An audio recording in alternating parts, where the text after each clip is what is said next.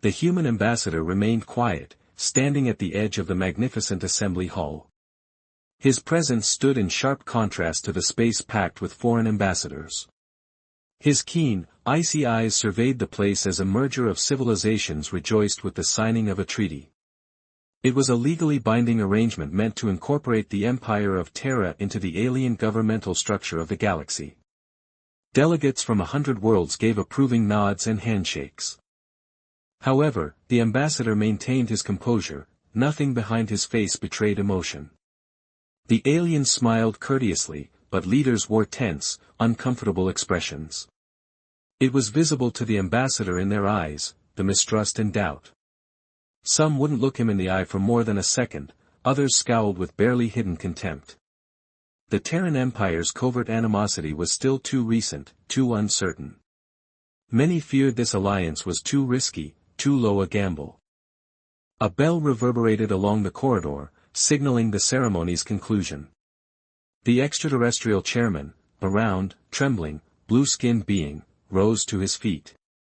"Ambassador," he said, "we are grateful that you are a member of our union. This might usher forth a new era of harmony between our societies." The chairman's remarks were practiced. Despite his small smile, he seemed relieved when the ambassador merely nodded curtly and resigned from the stage. The ambassador, still in human form, approached the exit. Discussions among the delegates quieted as his boots echoed sharply on the gleaming floor. Ignoring the docking bay, he walked on while whispers followed. The deal had been signed, yet tension lingered in the air thick like an unspoken menace. He was certain that this peace would not endure.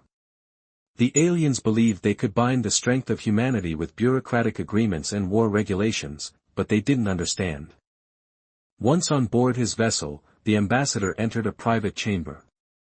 The door hissed shut behind him. In the room's low light, he activated a secure communication system, transmitting a holographic image to Earth. The Prime Minister of Terra appeared, a man of few words, his eyes reflecting the cold calculation of the embassy. "The treaty has been signed," the ambassador reported. The Prime Minister nodded. "But a number of factions are already negotiating against us. The reptilians are bitter," the ambassador added, "still holding us responsible for the loss of their nursery planets." The Prime Minister's face stiffened. "As expected." "Yes, their venom runs deep," the ambassador acknowledged, "but I sense it's not just them. Suspicion rises from many parts of the Union. They're afraid of what we could do. Some think we'll follow the rules, others are trying to sabotage us outright." There was a pause. "Our ongoing preparations continue as planned," the ambassador said, his eyes narrowing. "Our sleeper agents are positioned within key systems across the Union. The military remains vigilant, and the weapons," he stopped, choosing his words carefully. "The weapons are ready should they be required." The Prime Minister leaned back slightly. "We'll let them believe the treaty controls us," he said. "We don't advocate war unless absolutely necessary, but we won't be surrounded." The ambassador shut off the communication link and stood still for a long moment. The quiet hum of the ship filled the silence. They thought they had tied humanity to regulations, but he had seen what happened when humanity was truly threatened. On battlefields in the shadowy void of space, humanity had long ago learned that peace was delicate, and peace was only ever preserved through force. Leaving the chamber, the ambassador made his way to the bridge. His ship, sleek and dark, was ready to return to the Earth region of stars. The great cold stretched before him, the vastness of space a perfect metaphor for his thoughts. He had fulfilled his duty, attended their ceremony, signed their documents. Now they would wait. As the vessel entered faster-than-light travel, the ambassador's mind wandered to the Union's leaders. They thought they had made the first move, a play to tame humanity, but they didn't understand what they had provoked. They didn't understand the machine, the fire machine, the steel monster capable of destroying entire worlds that they had dared to awaken. The ambassador gave himself one last thought before focusing. There would be no earthly celebration, no victory parades, only careful, quiet preparation. The Union had its laws, its treaties, but humanity had always secured peace with something far older and far more brutal than anything the galaxy had ever seen. His eyes hardened as stars streaked past. They believed they had contained the fury of humanity with a few signatures and handshakes. They were mistaken, and they would find out. Planetary defense systems capable of breaking even the most robust Union ships were already active before they arrived in orbit. But the technology wasn't the only thing, it was the cold, methodical approach to their preparations. Humans had expected this battle from the moment the pact was signed. He submitted his last report with just one message: the Terran Empire is getting ready. Ready for the Union. Ready for the secret no one wanted to admit, total war. In the council chambers, Croc heard Zelix's conclusions with somber contentment. He said quietly, "It's worse than we thought. If we do not act, we will be reduced to dust." There was silence in the room.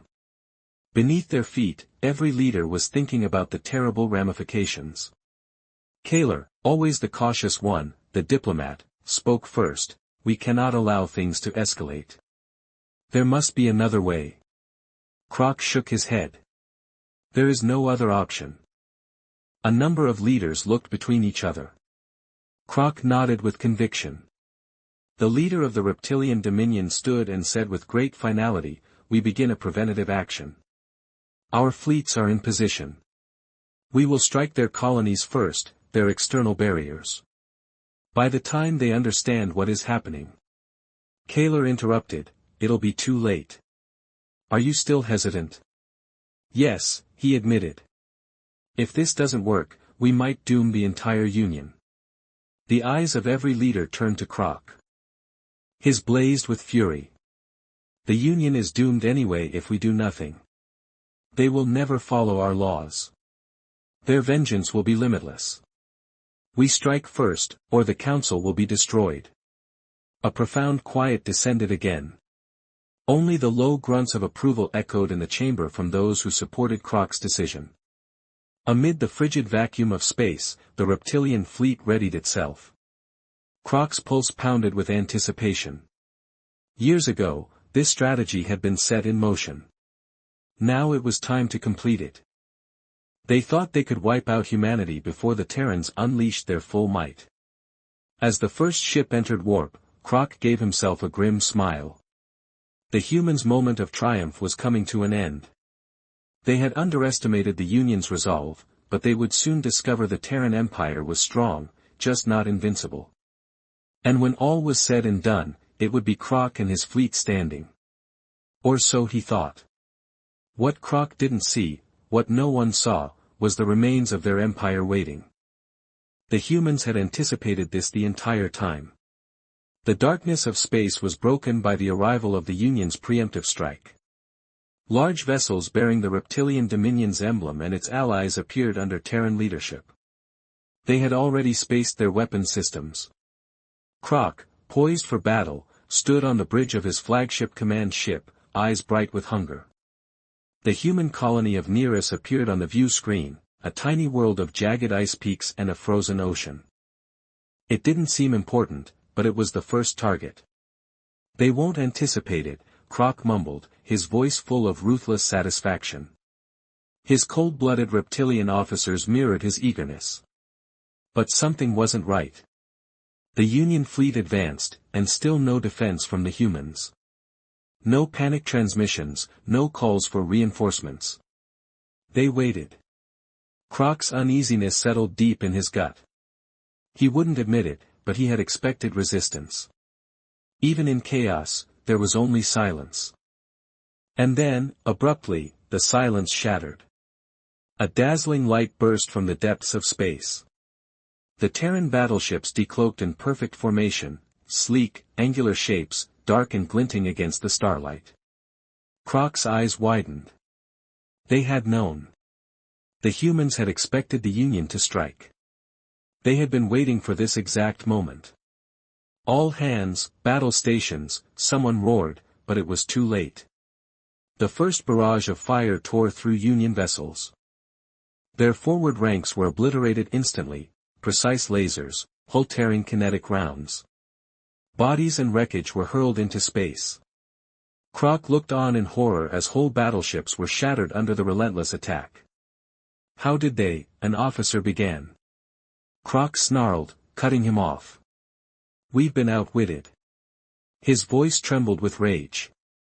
"We must reorganize." But there wasn't enough time.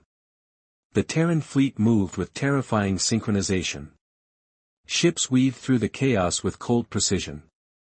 The Union was not being pushed back by numbers, but by sheer brutality. Humans and machines flooded the battlefield. Dreadnoughts hung like specters of death, their weapons wiping out entire Union squadrons. Every tactical move Croc attempted was met by devastating firepower.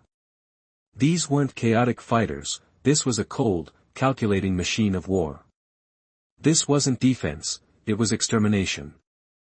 On the Terran flagship, Admiral Nathaniel Graves watched the battle unfold, his expression cold, his tone calm. Union formations disintegrated under his command. His voice was low, almost detached: "Target their command ships, one by one." War, for humanity, was never about excitement.